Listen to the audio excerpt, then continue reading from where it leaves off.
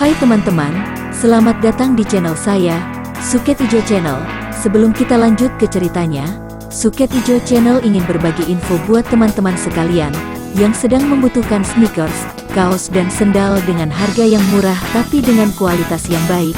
Silahkan kunjungi toko kami, Ravania Lariskan, dan link akan kami sertakan di deskripsi. Berikut sebagian produk-produk yang kami tawarkan.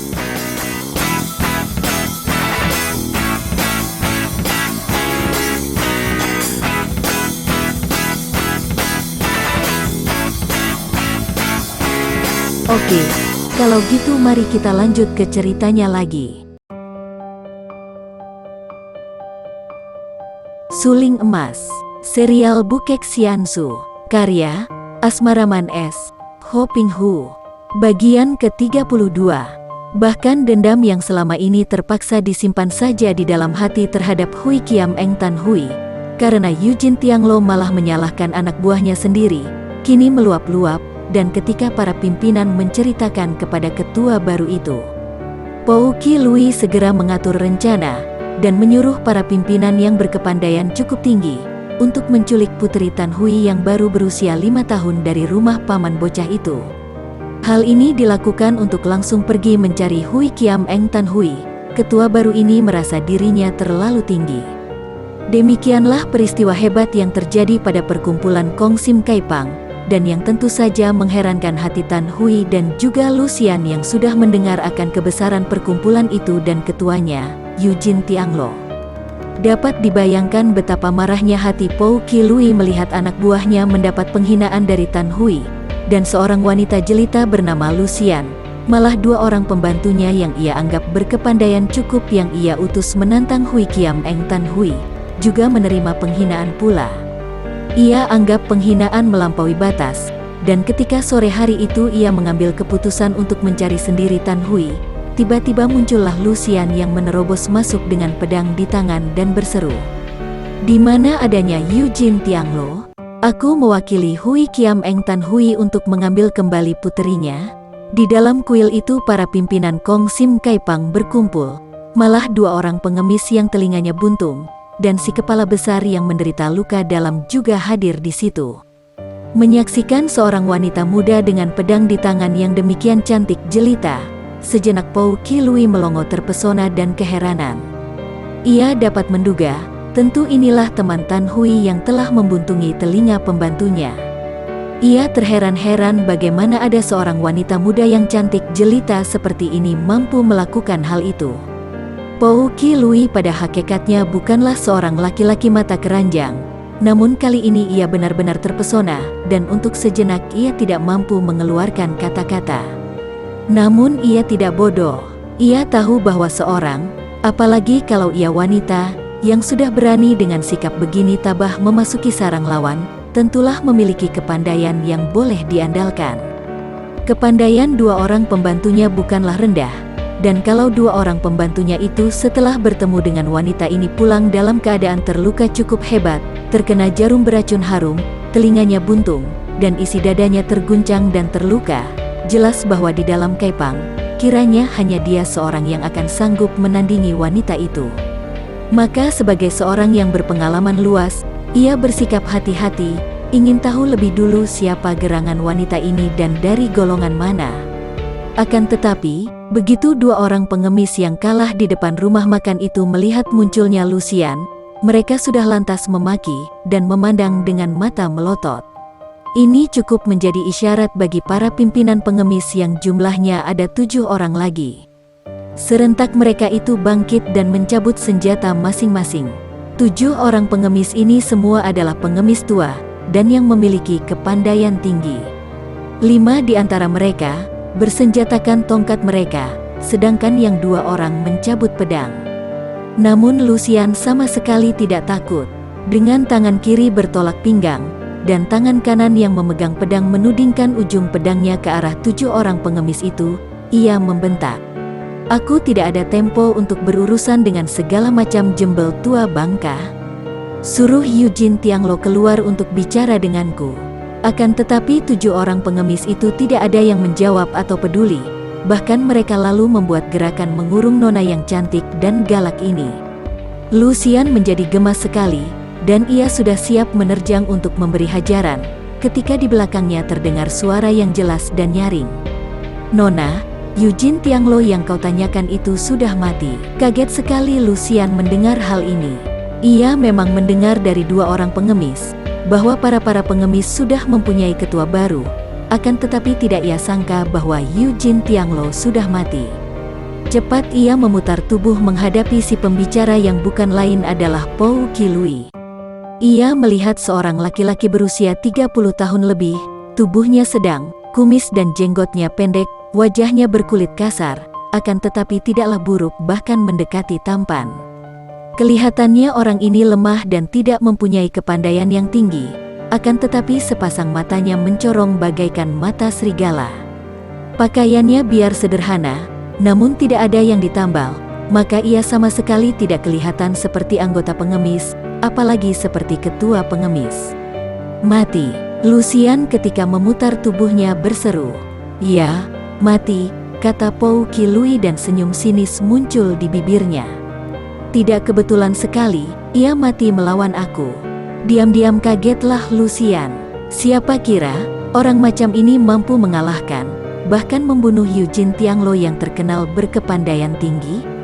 Tak masuk akal, orang di depannya ini pantasnya seorang petani gunung, atau paling hebat seorang pedagang obat keliling.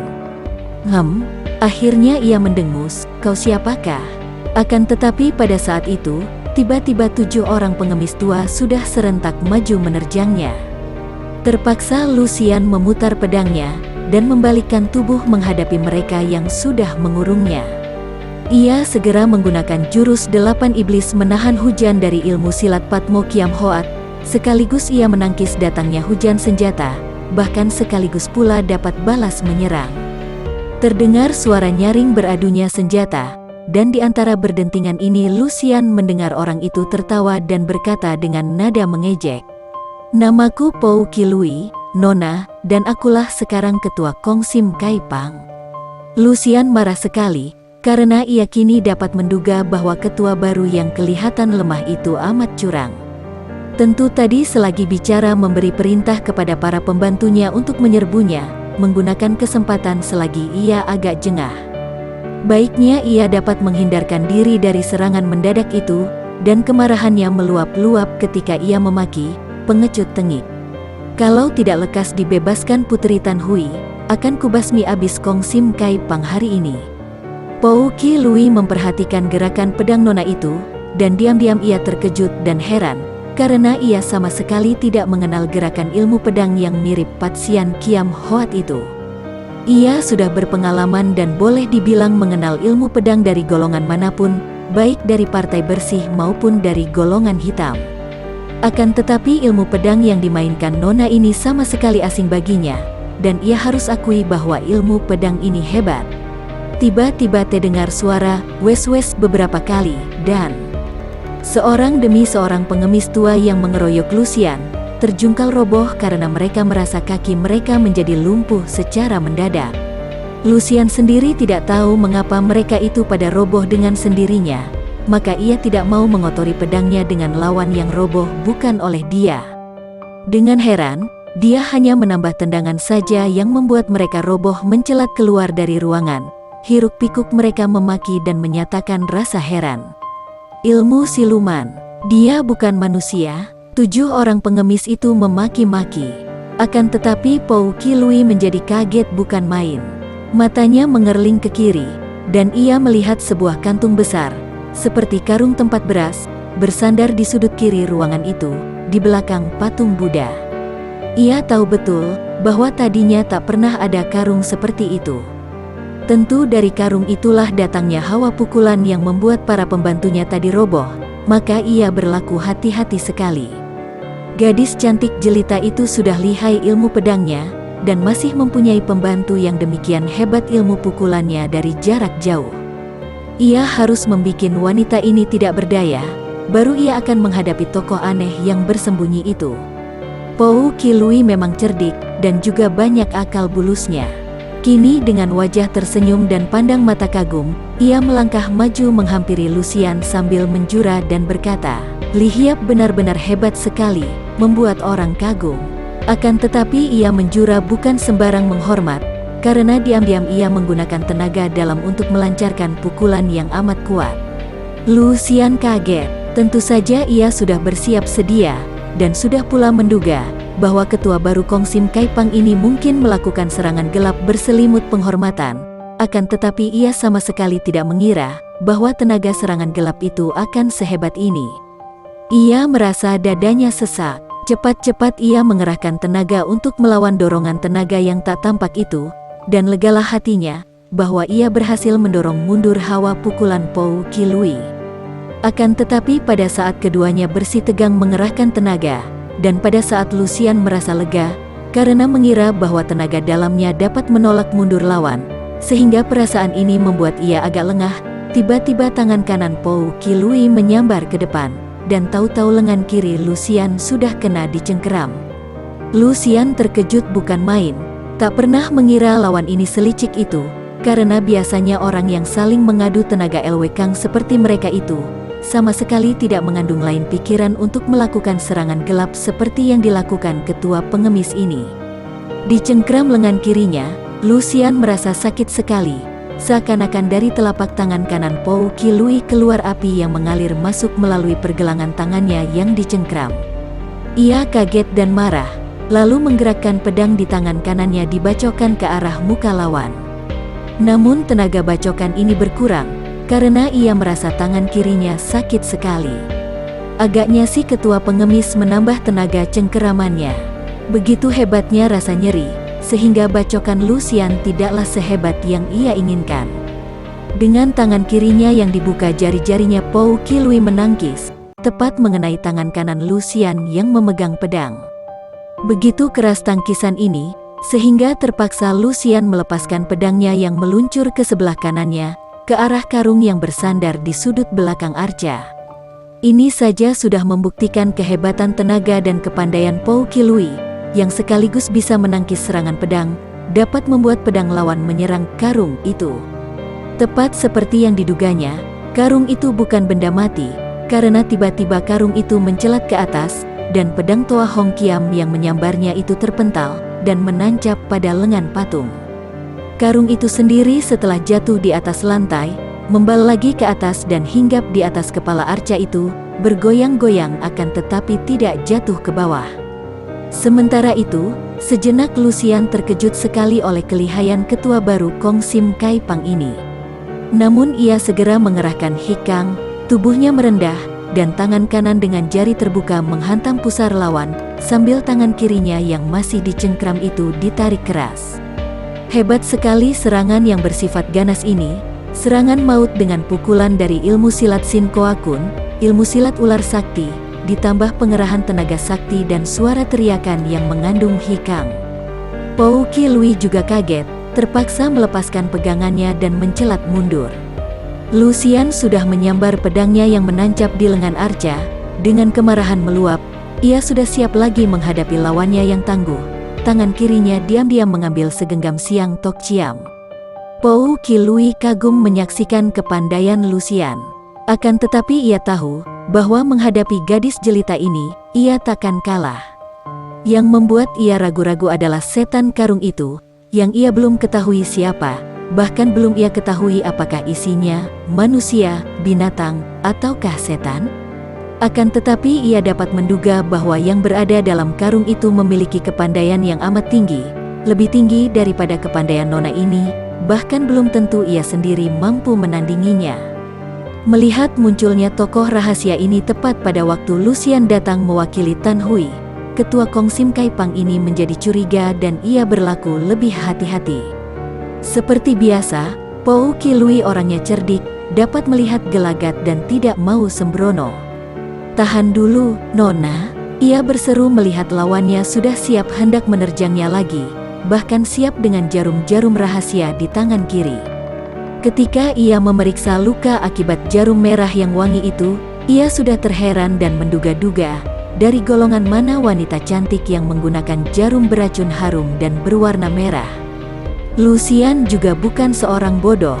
Ia tahu bahwa ketua baru yang masih muda ini benar-benar amat lihai, dan ia masih belum tahu pula, apakah atau siapakah adanya karung yang dapat bergerak aneh, bahkan yang tidak termakan oleh pedangnya, yang dapat mengeluarkan hawa pukulan membikin roboh para pimpinan pengemis yang mengeroyoknya tadi, dan sekarang masih bergoyang-goyang di atas kepala Arca.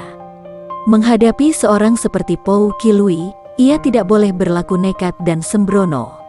Maka ia pun menahan serangannya, memandang dengan mulut, hatinya masih mendongkol, karena pergelangan tangan kirinya masih terasa nyeri bekas cengkeraman Pou Qilui yang kuat.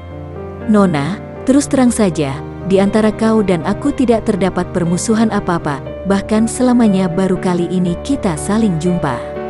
Urusan antara kami dan Hui Kiam Eng Tan Hui adalah urusan perkumpulan yang kupimpin, bukan urusanku pribadi, melainkan urusan Kong Sim Kai Pang.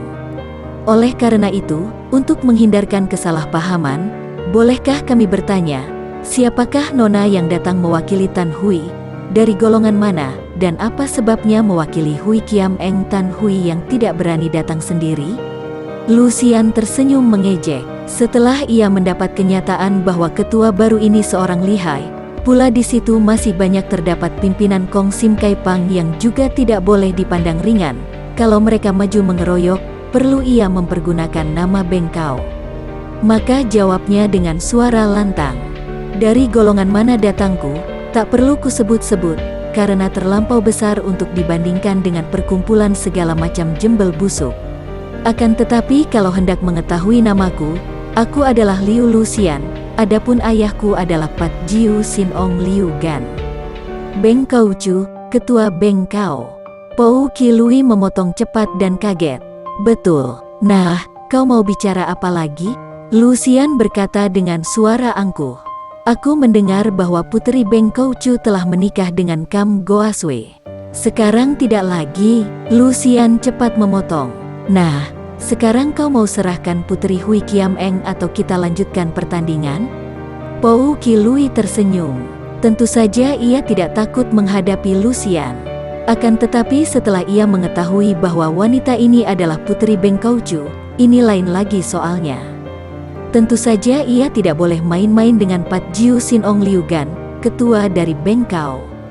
Tidak mau ia mengorbankan diri untuk membela anak buah Kong Sim Kai Pang, perkumpulan pengemis yang baru saja ia pimpin.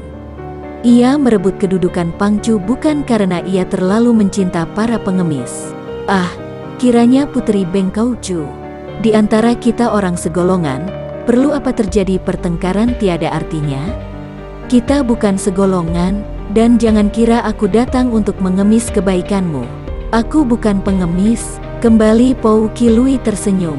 Tidak terasa sakit hatinya, karena ia sendiri pun tidak merasa sebagai pengemis, biarpun ia mengepalai perkumpulan pengemis.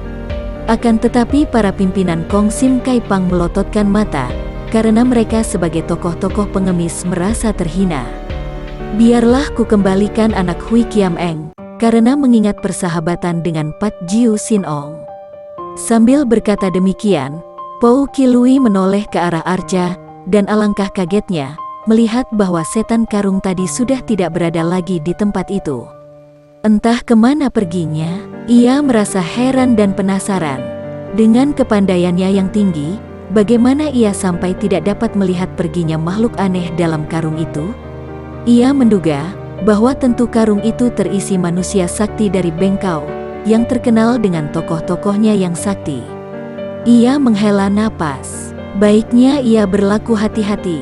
Kalau ia sampai berlaku ceroboh dan melanjutkan permusuhan dengan wanita ini, biarpun ia akan dapat menangkan Lucian, tapi tentu ia akan berhadapan dengan tokoh-tokoh Bengkau, dan tentu setan karung itu seorang tokoh Bengkau yang akan membantu Lucian. Ia memberi isyarat kepada seorang anggota Kai Pang yang cepat masuk ke belakang kuil itu, dan tak lama kemudian orang itu datang kembali menuntun seorang anak perempuan.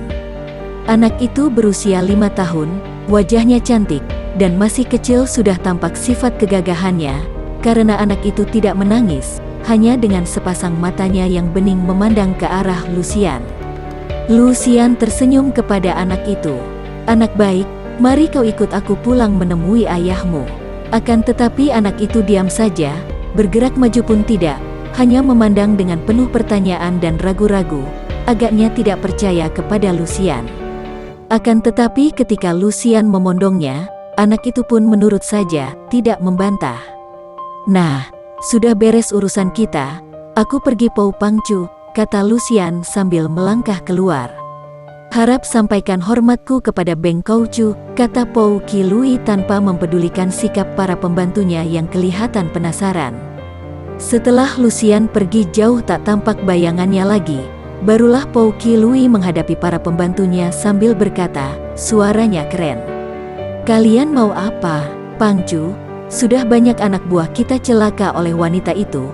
Pula, apakah kematian anak buah kita di tangan Tan Hui harus didiamkan saja? Bukankah hal ini, biarpun kami tahu bahwa Pangcu sengaja mengalah, akan dipandang oleh dunia Kang Ou bahwa kita telah dikalahkan oleh Tan Hui dan seorang temannya si siluman betina? Bukankah Kong Sim Kai Pang akan menjadi bahan tertawaan?" Dan Pou Qilui mengayun tangannya dan si pembicara itu, seorang pengemis tua, jatuh tersungkur. Giginya yang tinggal satu buah itu meloncat keluar dari mulutnya yang berdarah. "Kau tua bangka tahu apakah? Kalian tidak tahu orang macam apakah aku ini, sehingga mudah dikalahkan oleh Tan Hui dan wanita itu? Akan tetapi kalian harus menggunakan akal cerdik, tidak seperti kerbau gila asal berani menerjang saja tanpa perhitungan. Apakah kalian tidak tahu bahwa Beng Koucu adalah perkumpulan agama yang amat besar dan berpengaruh, menjadi tulang punggung dari Nancao? Ketua Beng Kau adalah koksu negara Nancao yang dalam sedetik bisa mengumpulkan laksaan orang tentara. Kita Kong Sim Kai Pang sama sekali bukanlah lawan Beng Kau, seperti anak kijang melawan harimau.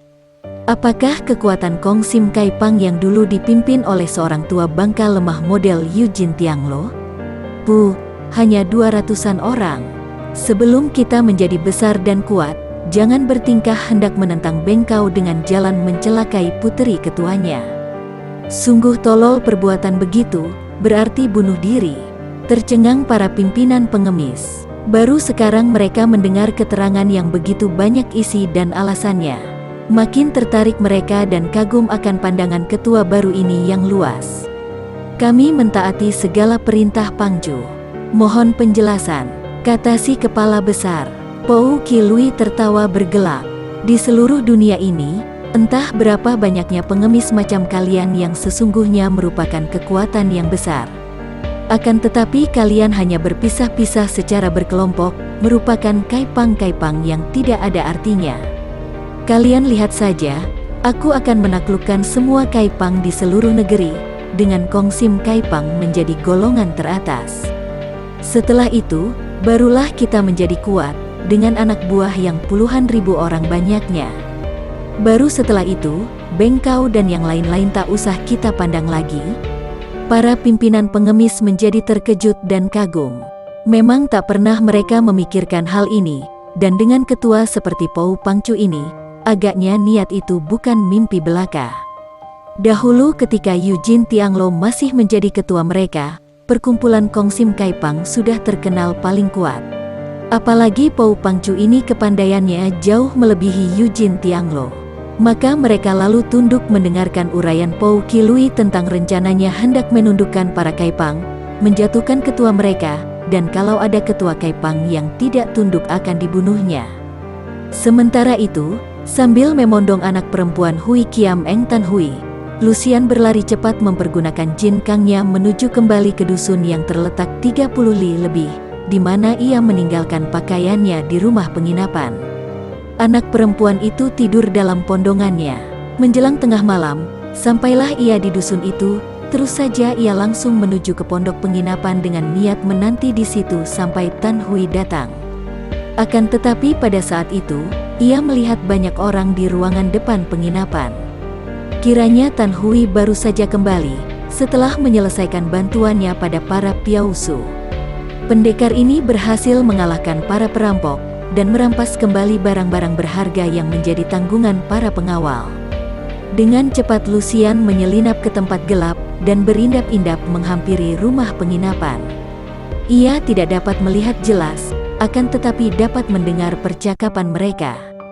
Terdengar suara seorang laki-laki yang parau dan mudah dimengerti, bahwa laki-laki itu sedang mengomeli Tan Hui karena ucapannya begini.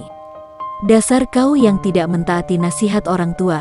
Kalau dulu-dulu kau suka menikah lagi dengan gadis pilihanku, tentu kau tidak akan merantau meninggalkan anakmu, sehingga takkan terjadi urusan ini.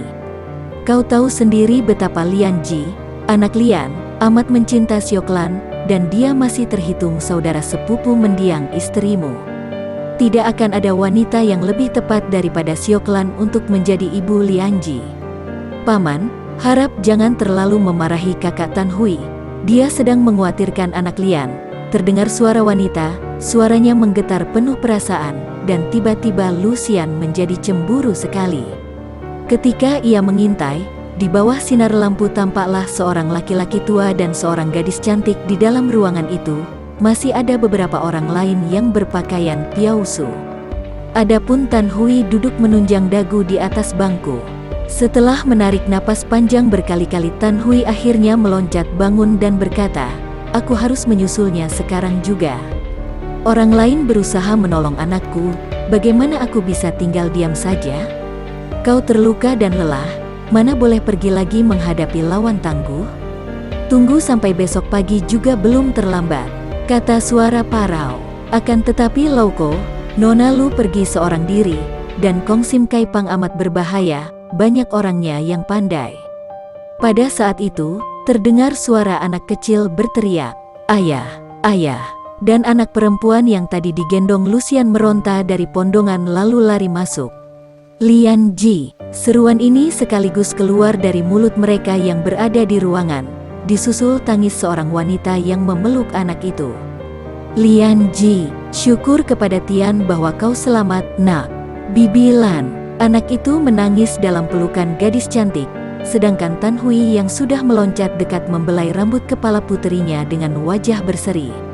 Kemudian Tan Hui menghadap ke arah pintu dan berkata, "Adik Lucian, silakan masuk." Akan tetapi tidak ada orang yang masuk, tidak ada suara. Tan Hui terheran dan cepat meloncat keluar. Ia melihat bayangan Lucian terhuyung-huyung keluar dari halaman depan. "Adik Lucian!" Tan Hui mengejar dan ia berseru kaget ketika melihat tubuh nona itu terguling roboh. Cepat ia meloncat dekat dan memondong tubuh itu. "Kau terluka," bisiknya. Sambil merintih kesakitan, Lucian berkata lirih, "Punggungku terkena jarum beracun." Lalu ia menjerit dan pingsan. Kagetlah semua orang melihat Tan Hui datang memondong tubuh seorang wanita cantik yang pingsan. Inilah Nona Lucian yang telah menolong Lian Ji dan membawanya pulang. Akan tetapi ia terluka parah, terkena racun. Lauko, harap suka menjaga dan mengantar pulang anak Lian lebih dulu ke rumah, biar adik Sioklan menemaninya. Aku harus mengantar Nona Lucian ini ke seorang ahli pengobatan racun, sekarang juga. Orang yang suaranya parau itu adalah kakak dari mendiang istri Tan Hui. Melihat Tan Hui memondong tubuh seorang wanita cantik seperti itu, ia mengerutkan keningnya dan berkata, "Mengapa susah-susah? Apakah tidak lebih baik dirawat di penginapan sini lalu memanggil tabib?" Bagi teman-teman yang menyukai video ini, silahkan subscribe, share, and like. Jangan lupa nyalakan bunyi loncengnya untuk mendapatkan video-video terbaru dari kami, agar kami terus bersemangat dalam membuat video-video yang menarik. Mohon maaf kalau masih banyak kesalahan di sana-sini. Semoga kedepannya kami bisa lebih baik lagi. Terima kasih.